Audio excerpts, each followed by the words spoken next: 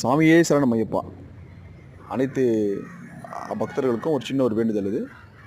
நீங்கள் சபரிமலைக்கு போகணுன்னு வேண்டுதல் இருந்ததுன்னா கண்டிப்பாக மாலை அணிவிச்சுட்டு சபரிமலைக்கு போங்க.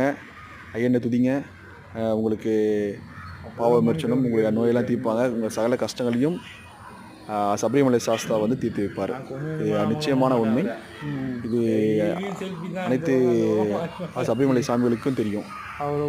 எப்படி மாலை அணிவிக்கணும் அப்படின்றது ஒரு சின்ன ஒரு பதிவு. இந்த பதிவு நீங்கள் மாலை அணிவிக்கணும் அப்படின்னு நினச்சினாலே சாஸ்தா உங்கள் மனசில் வந்துட்டாருன்னு அர்த்தம். முதல்ல உங்களுக்கு தேவையான எல்லா பொருட்களையும் குருமார்கிட்ட கேளுங்க.